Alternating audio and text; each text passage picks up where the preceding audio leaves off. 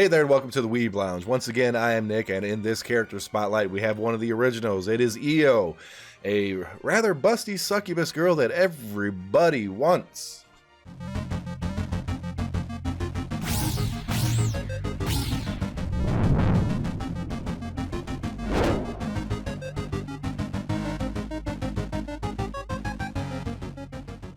Yeah, and everybody wants her probably for semi-obvious reasons. They're obvious. They're obvious. Just, yeah, whatever.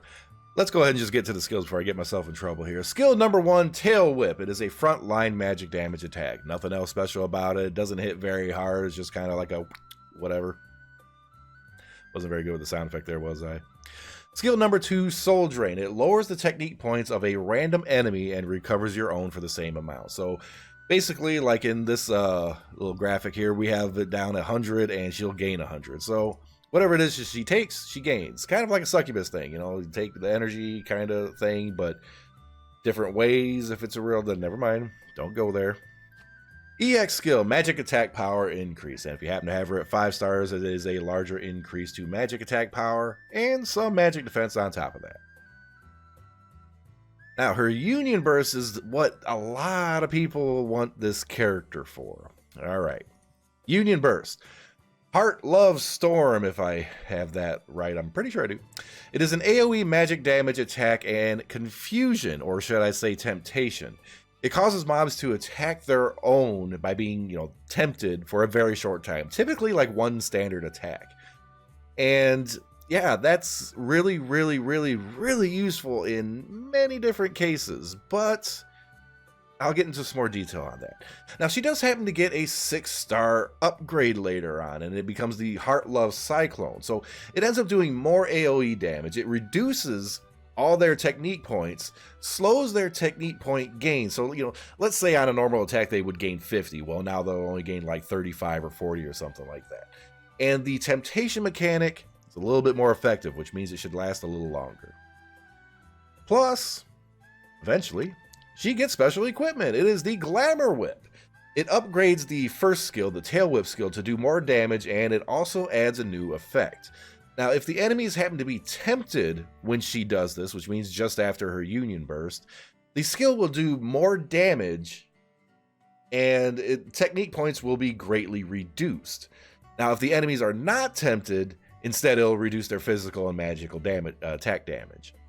And yeah, that's not a terrible skill, but I'm really curious to see if it lines up with the Union Burst very often, or you have to manually time that, which could be a real pain. But considering that this character is largely PvP and you can't manually control your characters in PvP, hopefully the skill order just works out, right? All right, let's see her in action and have her go get me some spears by using her spear, apparently. All right, 5-5 once again. Mine is 154, if I recall, and here we go. Now, this character is actually really good. It's actually a really good character, and you might be asking, why don't I have her rank max? Why don't I have her level max? Why don't I have her star capped if she's one of the original characters? Well, the thing is, in order to get her memory pieces, you have to do the clan battles and get pieces through the clan battles. And that's the slowest ones to get. That is absolutely the slowest one to get. And it's a pain. Like, I have Makoto, and I've been working on Makoto, and I haven't even got her to her 4-star yet. That's how slow it's been. Granted that we're in a better guild now. Made my own, we got better people in there, so hey, maybe we'll start making more. But that's one of the crutches of this character. If you want to get her memory pieces, it's really, really slow go. And or you have to use those princess fragments in order to buy the memory pieces outright. So, needless to say, this character, it's pretty much a PvP only character. Now, granted, on Global, she's one of the first characters that I got. And in early progression on Global, she's come in handy. I mean, I'm still using her. And the only reason I'm really using her, yeah, the AoE magic damage isn't all that much. Yeah, the technique point thing ain't all that great. But that little bit of control buys my characters a little bit of time to heal or get things done. It's not much time, but more than once, it's been enough to make me survive and get that 3-star.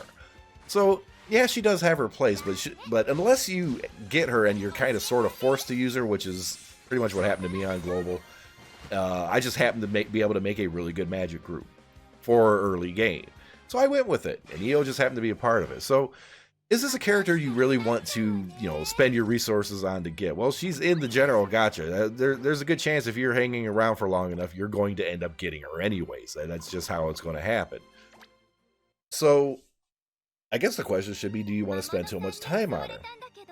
Well, for, other than that little bit of beginning where I just happened to use her because that's the magic group that she fell in. That was my circumstance. Other than that, not really. She's not really going to help you out in PvE at all, other than that one little special circumstance that I happen to fall in. And later on, it is PvP only. Mainly because of the charm effect, the TP reduction, that soul drain. That's the reason that you bring her in. And sadly, that's the only time you're ever really going to see her. And even in PvP right now, when I'm doing Arena, it's actually pretty rare that I run into her. Now, early on, especially for you global folks, if you want to put together a magic group that for Arena, ooh, you better get her. She's going to be good. She's probably going to be one of the top things to throw into the Arena, to be honest. But apparently it doesn't last long. Well, it might last a year or so. So I guess it's kind of long.